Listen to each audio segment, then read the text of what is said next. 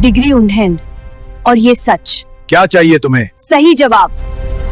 हम एक बहुत बड़े झूठ में जी रहे हैं, एक ऐसा झूठ जो हमें बचपन से सिखाया गया है कि शिक्षा, एजुकेशन इंसान को जानवर से अलग बनाती है, कि एक डिग्री, एक वर्दी या एक ऊंची कुर्सी पर बैठा आदमी सिविलाइज्ड होता है, सभ्य होता है। ये सारी बातें केवल तुम्हें पागल और मतलब समझते हो ना। आज मैं आपको वो सच दिखाने वाला हूं जो आपकी आंखों के सामने है, लेकिन आप उसे देखना नहीं चाहते। वो सच जो अखबारों के तीसरे पन्ने पर छुप कर रह जाता है या फिर पुलिस थानों की फाइलों में क्लोज्ड स्टैंप के नीचे दबा दिया जाता है। आज हम बात करेंगे उस कॉकटेल की जो समाज के सबसे रिस्पेक्टेड पिलर्स को खोखला कर रहा है। एक ऐसा जानलेवा मिश्रण जहां बायोलॉजी, पावर और एंटाइटलमेंट यानी हक की भावना एक साथ मिलते हैं। और जब ये तीनों मिलते हैं तो यकीन मानिए, इंसान की सारी डिग्रियां, सारी मोरालिटी और सारी तथाकथित विजडम ताश के पत्तों की तरह बिखर जाती है। ये कहानी किसी एक आदमी की नहीं है, और यही सबसे डरावनी बात है। ये एक पैटर्न है, एक ऐसा पैटर्न जो पिछले 2-3 सालों में हमारे देश में एक महामारी की तरह फैला है। चलिए एक किरदार बनाते हैं, एक ऐसा चेहरा जो आपको हर सरकारी दफ्तर, हर बड़े कॉर्पोरेट बोर्डरूम या शायद किसी प्रतिष्ठित वर्दी में दिख जाएगा। मान लीजिए उसका नाम विक्रम है। विक्रम वो आदमी है जिसे देखकर समाज गर्व करता है। He is the poster boy of success. शायद IIT से पढ़ा हो या UPSC क्लियर किया हो। एक शानदार करियर, एक रसूखदार पद। जब वो चलता है तो उसके चारों ओर सत्ता की एक अदृश्य आभा होती है। लोग उसके सामने झुकते हैं, सर सर कहते हैं। वो सेमिनारों में जाता है और महिला सशक्तिकरण यानी वुमेन एम्पावरमेंट पर लंबी लंबी स्पीच देता है। उसकी इंग्लिश फ्लुएंट है, उसके कपड़े ब्रांडेड हैं और उसकी पब्लिक इमेज बेदाग है, स्पॉटलेस। लेकिन ये सिर्फ मुखौटा है, इट्स अ परफॉर्मेंस। क्योंकि जब रात होती है, जब ऑफिस की बत्तियां बुझ जाती हैं और जब वो अपनी वर्दी या अपना महंगा सूट उतारता है, तो उसके अंदर का आदि मानव, उसका प्राइमल बीइंग जागता है। समझिए इस बात को, हम सब बायोलॉजी के गुलाम हैं। We are wired for instincts. भूख, प्यास, डर और काम वासना, ये सब हमारी DNA में है। लेकिन एक आम आदमी और विक्रम जैसे पावरफुल आदमी में एक बहुत बड़ा फर्क है। एक आम आदमी डरता है, उसे कानून का डर है, समाज का डर है, बदनामी का डर है। ये डर, ये फियर ऑफ कॉन्सिक्वेंस ही है जो हमें जानवर बनने से रोकता है। लेकिन विक्रम जिस कुर्सी पर बैठा है, उस कुर्सी ने उसका डर छीन लिया है। Power acts like an anaesthetic. वो सत्ता के नशे में इतना चूर है कि उसे लगता है कि नियम उसके लिए नहीं बनी है। नियम तो उन लोगों के लिए हैं जो लाइन में खड़े होते हैं। विक्रम तो लाइन बनाने वाला है। अब कल्पना कीजिए एक बेहद तनावपूर्ण दिन, a high stress environment. Vikram दिन भर फाइलों में उलझा रहा, नेताओं के दबाव झेलता रहा, सिस्टम की गंदगी से जूझता रहा। उसका दिमाग थका हुआ है, कॉर्टिसोल लेवल्स आर हाई। दिमाग थक चुका है, लेकिन शरीर कुछ और मांग रहा है। उसे एक रिलीज चाहिए, एड्रेनलिन का एक शॉट चाहिए। और यहीं पर एंटाइटलमेंट एंट्री मारता है। ये वो भावना है कि मैं इतना पावरफुल हूं, मैं इतना काम करता हूं, तो मुझे जो चाहिए वो मेरा हक है। जब ये हक की भावना, दबी हुई बायोलॉजी और बिना रोक टोक वाली पावर एक साथ मिलती हैं, तो एक राक्षस पैदा होता है। एक ऐसा राक्षस जो टाई पहनता है। दृश्य बदलता है। एक सुनसान आलीशान सरकारी ऑफिस का केबिन, रात का समय, सिर्फ टेबल लैंप की रोशनी। रात के 11 बज रहे हैं। विक्रम अपनी आलीशान केबिन में अकेला है। बाहर सन्नाटा है, सिर्फ एक सुरक्षा गार्ड दरवाजे पर ऊँग रहा है। तभी एक मौका बनता है। Opportunity Knox. एक जूनियर महिला कर्मचारी या शायद कोई फरियादी जो किसी बहुत जरूरी काम के लिए मजबूर होकर इतनी रात गई वहां आई है। शायद उसके परिवार की जिंदगी उसे एक हस्ताक्षर पर टिकी है जो सिर्फ विक्रम कर सकता है। वो डरी हुई है, वो कमजोर है और सबसे बड़ी बात, वो अकेली है। विक्रम उसे देखता है। इस पल में क्या होता है, ध्यान से सुनिए। ये वो पल है जहां आपकी सारी शिक्षा व्यवस्था फेल हो जाती है।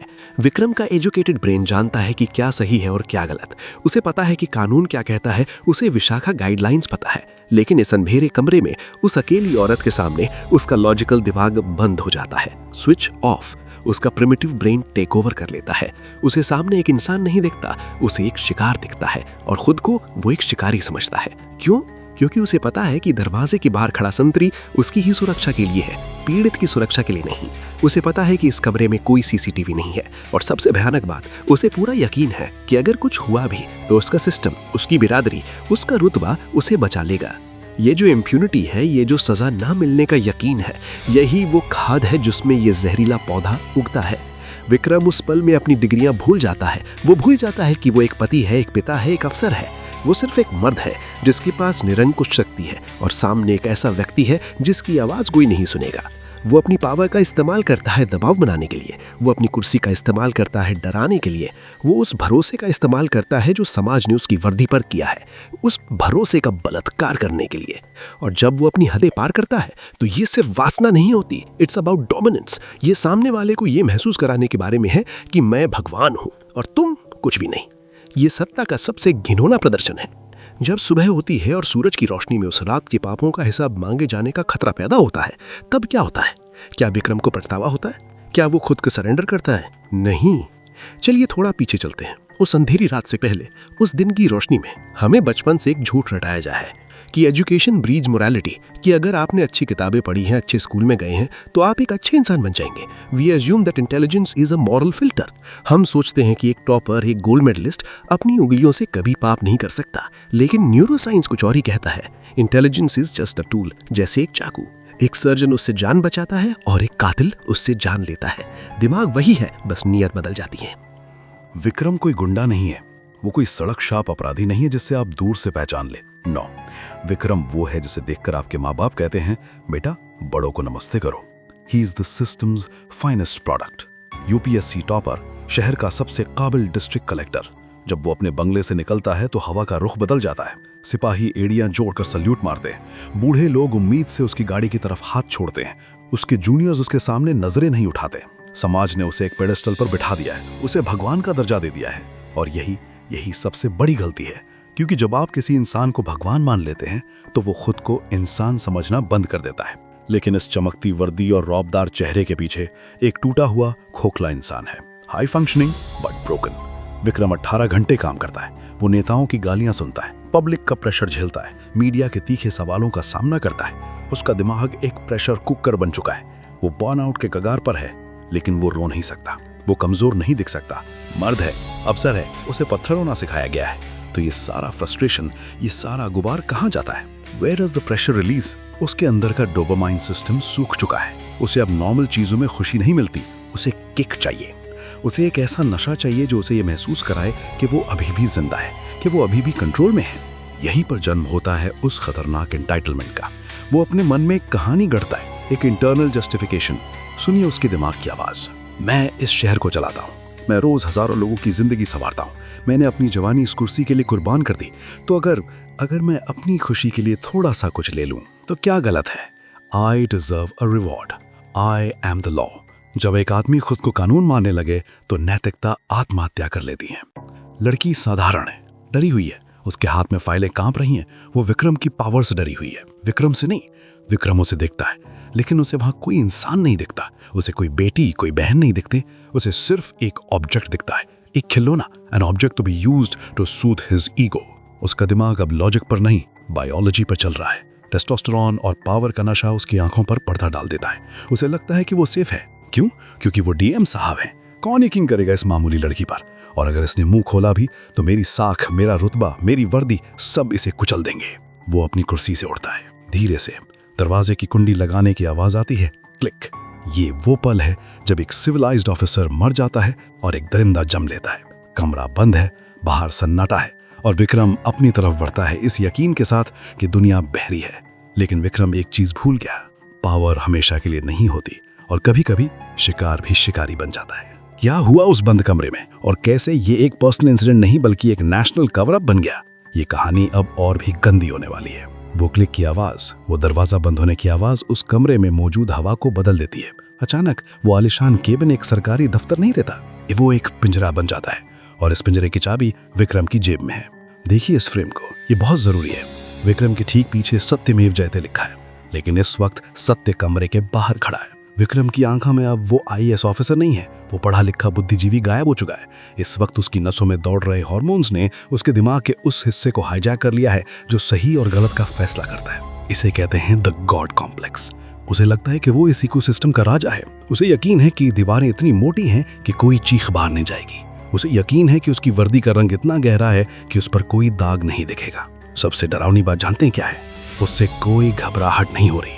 His hands are not shaking.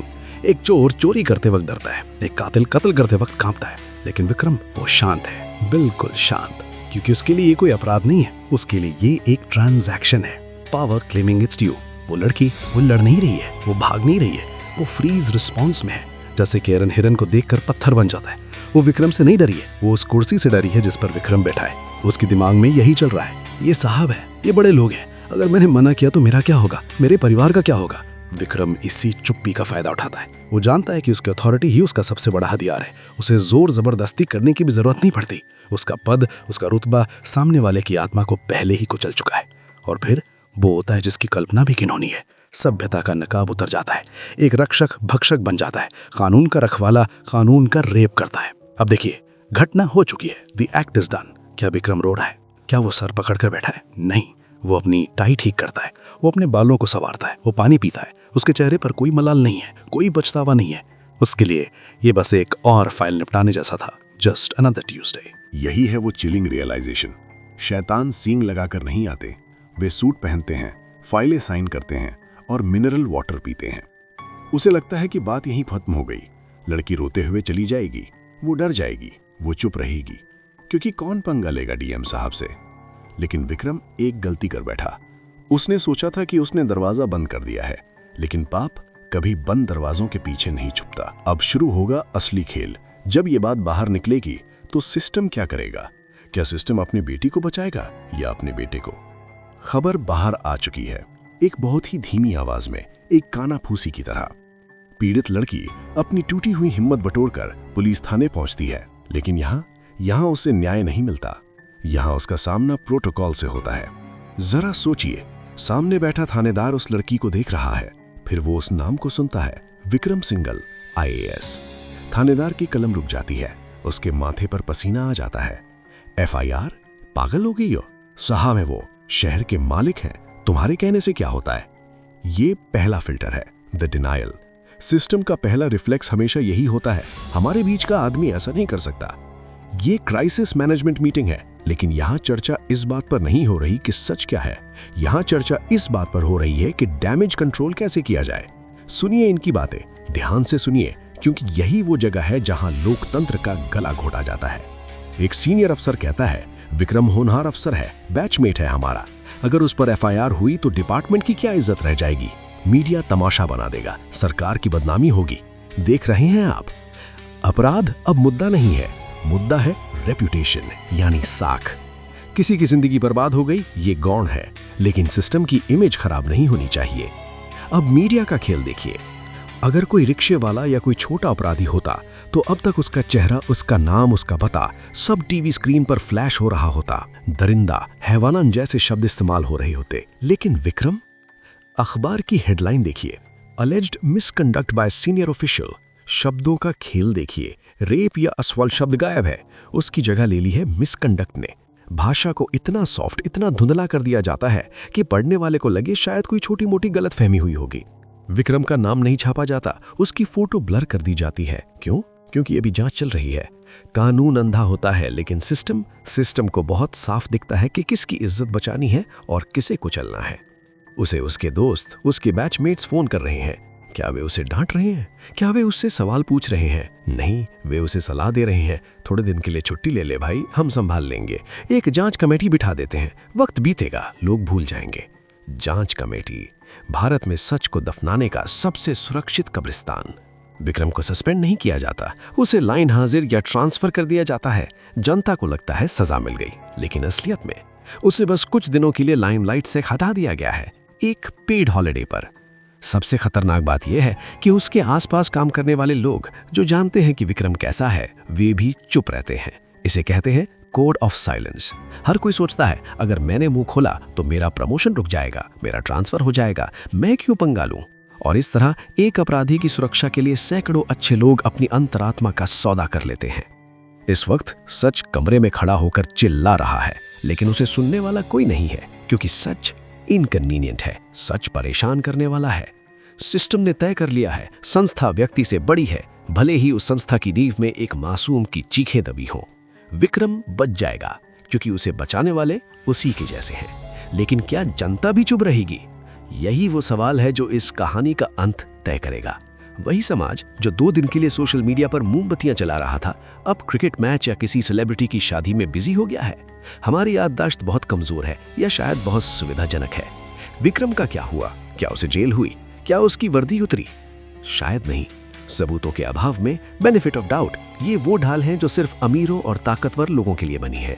शायद उसका ट्रांसफर हो गया किसी दूसरे शहर में, किसी और बड़ी कुर्सी पर, वहां जहां कोई नहीं जानता कि उसने उस रात क्या किया था। वो फिर से फाइलों पर साइन कर रहा है, फिर से स्टेज पर भाषण दे रहा है, फिर से लोग उसे सर सर कह रहे हैं। The system survived, the institution survived. बस एक इंसान की आत्मा मर गई, लेकिन वो आंकड़ों में कहीं खो गई। लेकिन आज सवाल विक्रम पर नहीं है, आज उंगली उस पर नहीं, आप पर है, हम सब पर है। हमने ये राक्षस बनाया है, वी क्रिएटेड हिम। बचपन से हम अपने बच्चों को क्या सिखाते हैं? बेटा डॉक्टर बनो, आईएएस बनो, इंजीनियर बनो। क्या हम कभी कहते हैं बेटा एक ऐसा इंसान बनो जो अपनी पावर का गलत इस्तेमाल ना करे? नहीं, हमने सफलता को नैतिकता से ऊपर रख दिया है। हमें लगता है कि अगर किसी के पास डिग्री है तो वो सभ्य है, अगर किसी ने वर्दी पहनी है तो वो ईमानदार है, अगर कोई अंग्रेजी बोलता है तो वो भरोसेमंद है। सिंबल्स लाई। विक्रम जैसे लोग इसी भरोसे का फायदा उठाते हैं। वे जानते हैं कि हम इंसान को नहीं, उसके पद को सलाम करते हैं। We worship the chair not the character. जब तक हमारी नजरें इंसान के स्टेटस से हटकर उसके व्यवहार पर नहीं जाएंगी, तब तक हर सरकारी दफ्तर, हर कॉर्पोरेट केबिन और हर थाने में एक विक्रम बैठा रहेगा। कानून इस देश में कंडीशनल है। गरीब के लिए कानून एक जंजीर है, अमीर और पावरफुल के लिए कानून एक सुझाव है। कहानी खत्म करने से पहले अपने आप से एक सवाल पूछना और ईमानदारी से जवाब देना। अगर कल आपको विक्रम जैसी ताकत मिल जाए, अगर आपको पता हो कि उस कमरे में कोई कैमरा नहीं है, अगर आपको यकीन हो कि पुलिस, सिस्टम और सरकार आपको बचा लेगी, अगर आपको पता हो कि कोई परिणाम नहीं होगा, तो क्या आप अपने अंदर के जानवर को रोक पाएंगे या विक्रम की जगह आप होंगे? क्योंकि याद रखना, सभ्यता सिर्फ एक मुखौटा है और बायोलॉजी कभी झूठ नहीं बोलती। Who watches the watchman? और इसका जवाब कमेंट सेक्शन में बता के जाना प्लीज यार। और चैनल को सब्सक्राइब क्यों नहीं करते हो? कर दो। Take care, love you.